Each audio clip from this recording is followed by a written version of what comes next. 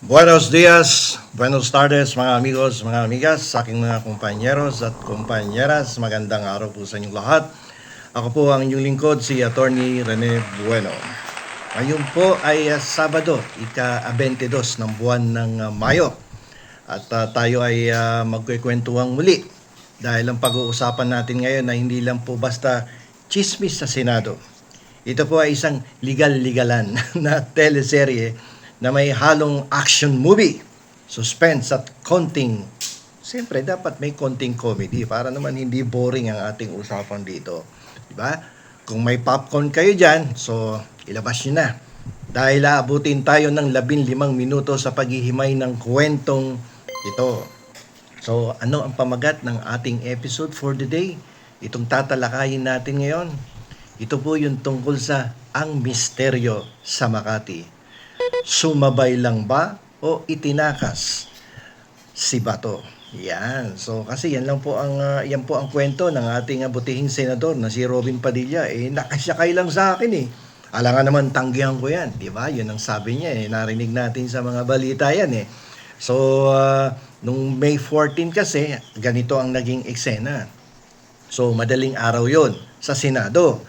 Matapos ang isang magulong gabi na may lockdown at bali-balitang may putukan.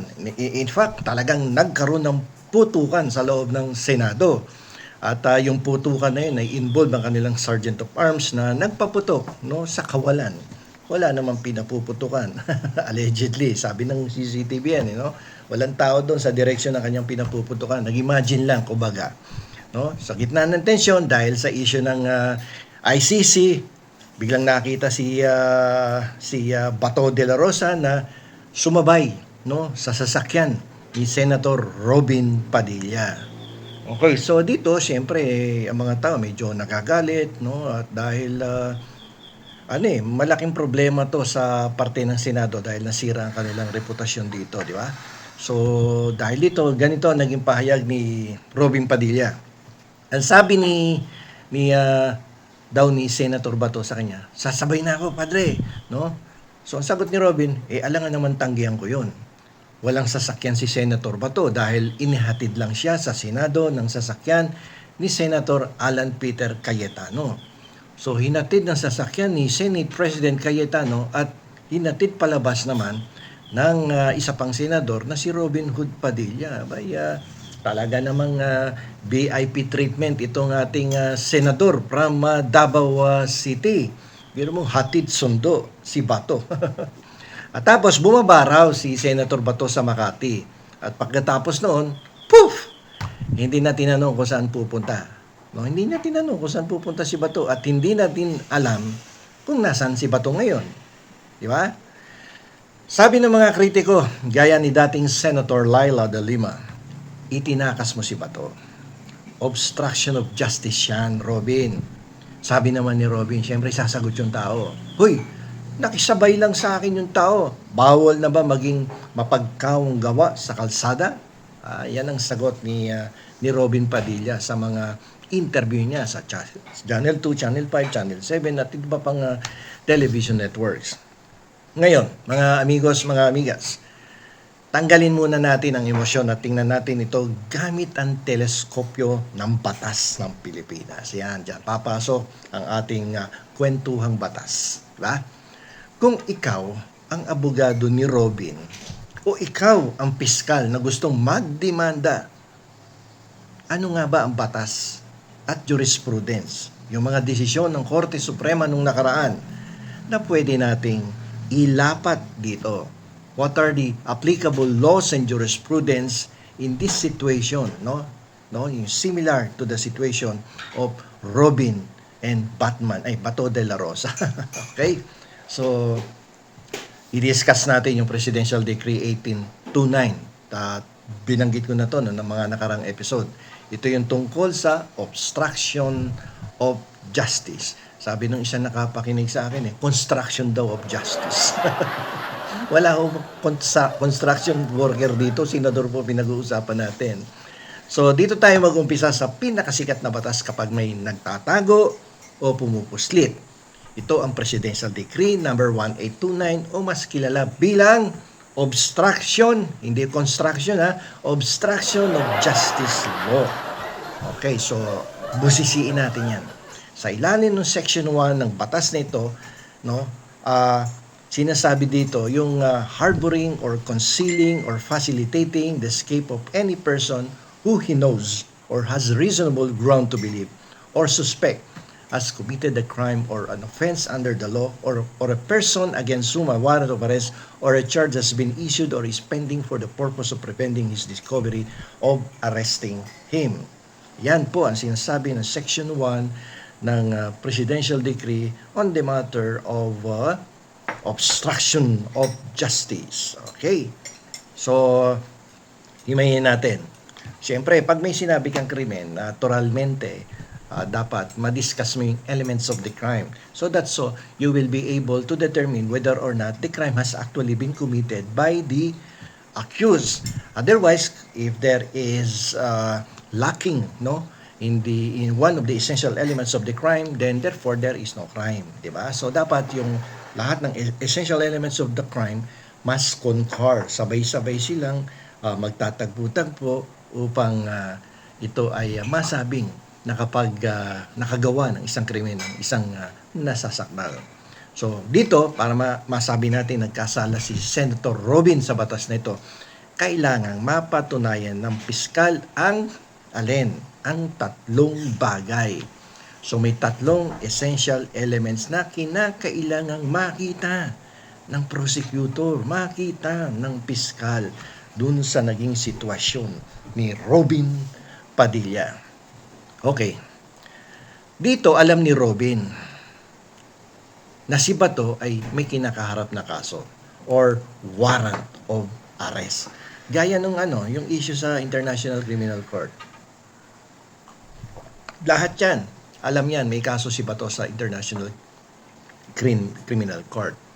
So, ano yung naging aksyon? Tinago niya? Kinupkup niya? O mabilisan niyang itinakas? Or Robin Hood facilitated the escape of the fugitive from justice na si Bato de la Rosa. Yan ang classification ni Bato ngayon. Fugitive from justice na yan. Okay? Meron bang mens rea? May criminal intent ba on the part of the accused or dito sa parte ni Robin Padilla? Meron bang mens rea? May criminal intent ba? Ginawa niya ba yon para sa layunin na pigilan ng pagkakaaresto o pagkakatuklas ng mga law enforcers kay Bato de la Rosa? Yun ba yung kanyang primary purpose kung bakit itinakbo niya palabas si Bato de la Rosa? Sabi niya, wala namang humarang sa amin tingnan na, makikita natin yan during the investigation kung talaga bang intentionally itinakas niya. So sumabay lang daw si Bato. Bakit ba magiging accomplice kagad siya? Yan ang ini-invoke ngayon ni Robin. Sumabay lang sa akin, accomplice na. Bakit? Masama bang magkawang gawa? Yan ang ginigiit ni Robin. Ngayon, kung sa totoong buhay ay may sumakay sa kotse mo dahil iniwan siya ng driver niya, pananagutan mo ba kung pagbaba niya sa Makati ay bigla siyang naglaho na parang bula? Ayon sa batas, ang simpleng pagpapasakay o pagiging grab driver ng kaibigan ng walang intensyong itago ito sa mga otoridad ay hindi po sapat. Kailangang may specific intent na hadlangan ang hustisya. Ito ang dapat nating malaman. May intention ba ang senador na action star na hadlangan ang pagpapatupad o ang pagsasagawa ng hustisya? Okay? Kung ang depensa po ni Senator Robin Hood Padilla ay hindi ko naman alam kung saan siya pupunta Bumaba lang siya sa Makati. Hindi naman niya sinabi sa akin kung saan siya pupunta,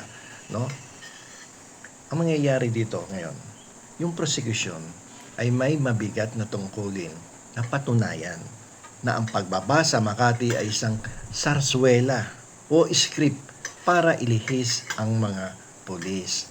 Yan. So dapat may CCTV sana doon sa pinagdaan ng kalye or building ni Robin Hood para malaman kung saan dumiretso to at saan sasakyan yung dumampot kay Bato doon sa Makati City. So palagi ko may lalabas na CCTV dyan kasi Makati yan di ba? High-tech dyan, okay? So Ano naman tong harboring a fugitive sa ilalim po ng revised penal code? Talakayan din natin to aside dun sa obstruction of justice. Kasi bukod sa PD 1829, yung obstruction of justice, meron din tayong tinatawag na batas sa ilalim ng revised penal code, sa ilalim ng Article 19, tungkol sa mga accessories. Mga accessories to the crime. Hindi ito yung accessories na hikaw, yung ano nilalagay dyan sa ilong, no? Ito yung mga accessory to the crime, no? Hindi accessory to the face. So, sa ilalim ng batas, sino nga ba ang itinuturing na accessory sa isang krimen? Sila yung mga tao na walang direktang partisipasyon sa mismong krimen. Halimbawa sa mga issue ng crimes against humanity na binabato kay bato ng ICC. No, walang partisipasyon pero may ginawa sila pagkatapos maganap ang krimen. So, hindi sila actually nag-participate in the commission of the crime, but thereafter, sumali sila. No? Yan yung mga accessory sa krimen. So, anong sinasabi ng batas? Ayon po sa Article 19, Paragraph 2, accessory ka. Kung ikaw, no, ay nag-harbor ka, nag-conceal ka, nag-assist ka, no, sa pagtakas ng isang principal, no, doon sa isang commission of the crime, no, provided the accomplice acts with knowledge of the commitment of the offense. So patutunayan dito ng prosecutor yung knowledge, yung personal knowledge of the accused, no, regarding the commitment of the offense. Ngayon, ang tanong siyempre dito, ano cuts dito? May cuts ba rito? Ay siyempre, ang sagot meron. At malaki ang cuts na ito na pwedeng gamiting bala, no, sa korte. Sa ilalim po ng ating batas para maging accessory ka sa ilalim, no, ng revised penal code, kailangan yung tinutulungan mo ay isang eskapo mula sa krimen sa ilalim ng batas ng Pilipinas. Ayan, kaya malakas ang loob siguro nito kasi nabanggit ang Pilipinas. Dito nagiging kapanapanapigang ang usapan, exciting ang usapan dahil dito sa provision na to. Si Robin mismo ay nagpayag kamakailan sa media. Ang sabi niya ganito kung yung humahanap kay Bato ay Philippine law, ako pa mismo ang magsusurrender sa mga otoridad.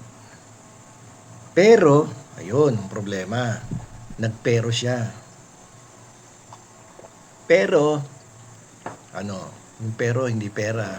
Pero, hanggat dayuhan ang humahabol, dayuhan na batas ang humahabol kay Bato, never, wag tayo magsusuko sa dayuhan. Yan ang sinabi ni Robin Hood. Talagang piling makabayan at Andres Bonifacio ang dating, ni Robin Padilla. So, ginamit pa nga niya si Robin Padilla sa mga previous interviews niya. Talagang favorite hero niya si Andres Bonifacio at hindi si Jose Rizal. Atapang na tao, asugod sa kalaban, ayun, patay. Ginamit ang tapang, hindi ang utak at ballpen. Okay? Ngayon, ito yung mga tanong ng mga legal scholars. May lokal na warrant na ba si Senator Bato mula sa mga korte ng Pilipinas? Kung ang pinag-uusapan lang natin dito ay warrant mula sa ICC, International Tribunal yan, no? At ang gobyerno ng Pilipinas ay paulit-ulit na nagsasabing wala silang jurisdiction dito dahil nag-withdraw na ang Pilipinas, no? Nag-withdraw ang Pilipinas sa Rome Statute noong 2019. So, ito ang ini-invoke nila dito. So, ang parang sinasabi ni Robin Padilla dito at ng kanyang mga ka-DDS, paano mo masasabing fugitive from justice si Bato de la Rosa? No? Kung ang batas na winawagayway nyo sa kanya ay batas sa ibang bansa at hindi batas mismo dito sa Pilipinas. Kung walang lokal na warrant, walang legal obligation sa ilalim ng ating domestic criminal law ang isang pribadong mamamayan o kapwa mambabatas na arestuhin o wag pasakayin ang isang tao. So dito, ito yung tinatawag nating legal gray area. May gray area do sa sitwasyon, di ba? So dahil diyan, sipatin natin ngayon yung mga dating desisyon ng Korte Suprema, no? Noong mga nakaraang taon na kung tawagin natin, ano ba mga applicable jurisprudence, applicable legal jurisprudence dito sa sitwasyon ni Bato, ni Robin, no? Kumbaga sa ang tawag nga natin dito, Batman and Robin to no? Yung eksena nila noon. So, para hindi tayo magmukhang nag-iimbento sa inuman sa kanto. Humugot po tayo ng mga desisyon ng Korte Suprema na pwedeng magbigay linaw sa usaping ito. So, siyempre, pag nasa kanto tayo, inuman, yung iba dyan, pasikat, no? Magbibigay ng mga batas, ng mga desisyon. Pero wala namang sustansya. So, dito sa atin, so, may reference tayo palagi. Kung ano yung sinasabi natin, meron tayong ini-invoke na batas, meron tayong cited, no, decision of the Supreme Court. Unahin natin tong kaso ng People versus Talingdan, no? Decided case to ng Supreme Court. Sa larangan ng kriminal na batas, sa criminal law, ang pagiging accessory ay nangangailangan ng aktibong partisipasyon sa pagtatago. Active participation of the accused in harboring, concealing, or assisting the fugitive, no, para makatakas. Sa kasong ito, ipinaliwanag ng Korte Suprema na ang pagkakaalam lang sa isang krimen at hindi mo pagsasalita ay hindi kaagad ginagawang kriminal o accessory to the crime. Okay? Sabi dito, maliban na lamang kung may legal na tungkulin ka na magsalita o kung may ginawa kang aktibong hakbang upang linlangin ang mga otoridad. Ayan, syempre dito makikita natin, nagkaroon ba ng paglilinlang sa parte ni Robin Hood, no? Against the law enforcers na tumutugis kay Bato de la Rosa. Nilinlang niya ba, no? Para maitago, maikubli at palihim na itinakas si Bato de la Rosa. Pero alam niyo po, may mga kaso ang Supreme Court kasi pag ganitong sinabi mo may pandilinlang laban sa mga otoridad, kalimitan niya, itinakas mo yung iskapo sa ilalim ng kadiliman. Madaling araw yun, di ba? Madilim pa yun. Isa yun sa mga dahilan na talagang pwede mong i-cite as one of the reasons na merong criminal intent on the part of the accused na talagang naging accessory siya dun sa krimen. Ngayon, dito naman po sa kaso ni Iceporna versus Court of Appeals, no? Sikat tong kaso na to No? Dito, ni-remind tayo ng Korte Suprema na ang criminal intent o yung tinatawag na mens rea, di ba? Ito po ay kaluluwa ng isang krimen sa ilalim po ng Revised Penal Code. Kung yung pagpapasakay ni Robin Padilla kay Bato ay dala lamang ng pakikisama, awa, o dahil sa walang dalang sasakyan si Bato, no? Ayon sa kwento yan ni Robin Padilla, kasi sabi niya, inihatid lang si Bato ng sasakyan ni Senator Alan Peter Cayetano, kaya nung gusto nang umuwi at nalamang uuwi si Robin Hood Padilla, nung sabi ni Bato, "Pade, baka pwedeng makisabay." Dito, parang gusto niyang patunayan na wala siyang intensyon na tulungan itong magtago habang buhay, no? So dito lumalabas kulang yung criminal intent, no? Isa sa pinaka-importanting elemento ng mens rea.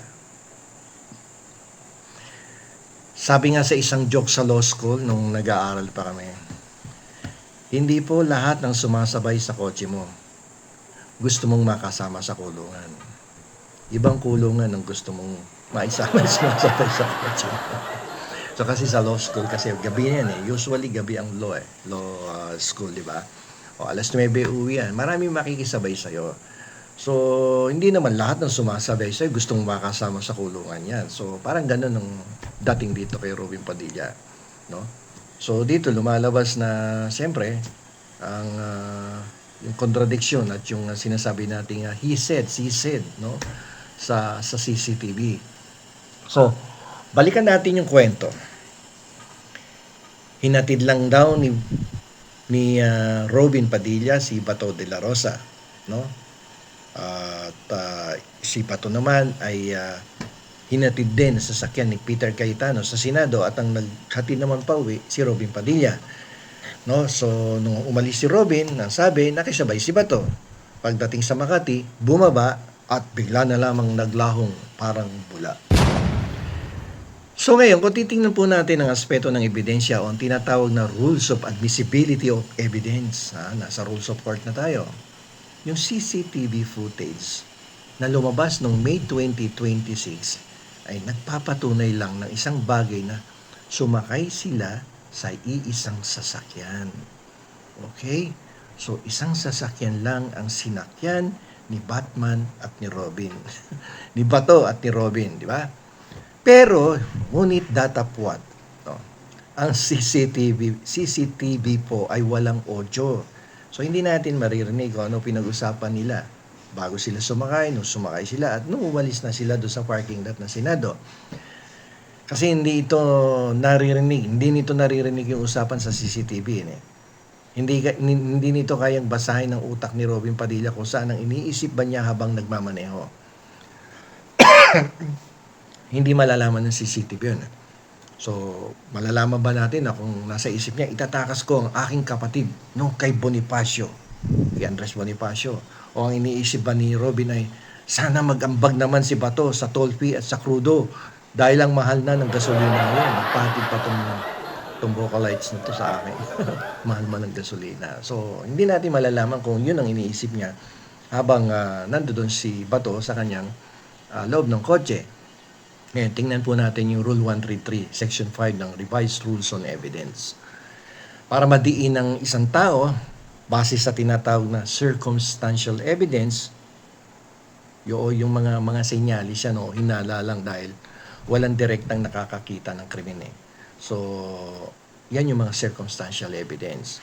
So, kailangan patunayan mo na may mahigit na isang circumstansya sa sitwasyon, no, para maging admissible yung circumstantial evidence mo, no? Dito dapat magkaroon ng kombinasyon ng lahat ng circumstances, no? At ito yung magdadala sa iyo sa isang konklusyon na ang akusado ay nagkasala nang walang pagdududa. So hindi enough yung isang circumstance. It must have at least 2, 3 or 4 circumstances para makabuo ka ng konklusyon na ang akusado ay talagang nagkasala ng walang kaduda-duda. Madalas ginagamit yan mga circumstantial evidence kapag talagang wala ka nang mapresentang solid, no, evidence against the accused. So pagduduktong-duktungin mo yung mga circumstances. So ngayon, sa kwentong bumaba sa Makati, ang kwento ay pwedeng magkaroon ng dalawang versyon. Bumaba daw sa Makati. So, kung ikaw yung nasa prosecution, magkakaroon ka ng version number 1. No? Pwede mo sabihin, bahagi ito ng Grand Escape Plan para umiwas sa ICC. Kaya yan sumabay sa kotse ni Robin. Pero sa depensa, ano yung magiging version number 2? Ang nangyari po doon, simpleng carpool lang yan ng dalawang mambabatas na parehong puyat na mula sa sesyon. So, para makatipid sa gasolina na 81 pesos per liter na, ay hindi na ginamit ni Bato ang kanyang sasakyan at nakisabay na lang kay Robin Hood Padilla para makatipid ng gasolina. Yun yung version number 2. Ngayon, sa batas ng Pilipinas, may tinatawag tayong equipoise rule. Equipoise rule. Dito, ang ibig sabihin ng equipoise rule, no? Ang sabi dito, kapag yung timbangan ng ebidensya ay pantay na pantay yung ebidensya, ibig sabihin, yung circumstansya ay pwedeng magturo ng mabuti o pwedeng masama. Ang timbangan ay laging papabor sa pagka-inosente ng akusado. In dubio pro reo, in case of doubt, sabi sa mga principle sa criminal law and the rule of evidence, in dubio pro reo, in case of that, rule for the accused. Pagpantay ang timbangan. palaging for the accused yan. Okay? So, indubius pro reo, rule in favor of the accused. So, kaya mga amigos, mga amigas, ano po ang natutunan natin dito sa 15 minutong talakayan na ito tungkol sa batas at sa buhay, Senado, sa sitwasyon ng sitwasyon na ang isang senador ay nakisakay, no, sa kanyang kasamang senador, either para makatipid sa gasolina o tumakas, no, laban sa mga humahabol sa kanya from ICC warrant of arrest. Alam niyo po, yung pakikisabay sa kotse, may risk yan, no? Sa susunod na may makikisabay sa inyong kotse, tanungin mo muna siya, bro, may warrant ka ba? Kasi kung meron, mag-angkas ka na lang o mag-grab ka na lang. Alam niyo po, ang lahat, ang mga batas po, lalong-lalo na sa revised penal code, lahat yan may mga elemento yan. Kapag nagkulang ng isang elemento, maliligtas yung tao. Hindi sapat po yung magmukhang suspicious ang isang kilos sa CCTV para makulong ang isang tao. Kailangan ng solid evidence that there was an intention, no, na hadlangan ng hustisya sa ilalim ng Presidential Decree 1829 o yung tinatawag na obstruction. Hindi construction. Obstruction of justice. Hangga't walang malinaw na lokal na utos mula sa mga korte sa Pilipinas na nagsasabing bawal tulungan o kailangang arestuhin ang isang tao, ang mga alegasyon ng obstruction of justice ay mananatiling isang mainit na paksang pampulitika kaysa sa isang madaling mapanalunang kaso sa ating hukuman. Sa ngayon po, itong kwentong ito, ay nananatiling isang palaisipan, lalong-lalo na doon sa Makati City. Si Senator Robin Padilla, si Senator Robin Hood Padilla ay patuloy na pumapasok sa sesyon. Habang ang kanyang padrino o ang kanyang kumpadre o kasamahan kaalyado na si Senator Bato de la Rosa naman ay nananatiling absent o hindi pa lumulutang ayon sa pinakahuling balita nitong mga nakarang araw. So, hindi natin malaman kung saan nagtago si Bato de la Rosa pagkatapos niyang bumaba mula sa sasakyan ni Robin Padilla. Abangan po natin ang susunod na kabanata. Kung magiging ganap na kaso ba ito sa korte o kung mananatili lang itong isang sangkap, no, sa susunod na privilege speech sa Senado. Sana naman yung mga susunod na privilege speech dyan, walang drama teleserye na paiyak-iyak, na walang luha, no? At merong dadamay na wala ding luha. At bumulong, medyo gandahan mo ang iyong iyak kasi nahalata nila yung acting mo, kulang sa luha. Okay, so hanggang dito na lamang po. Marami pong salamat sa inyong pakikinig at sana ay hindi kayo na-scramble tulad ng itlog sa carbonara sa dami ng legal terms ng ating pong tinalakay ngayong episode na to. Magandang araw po sa inyong lahat. Ito pong muli ang inyong lingkod, si Attorney Rene Bueno.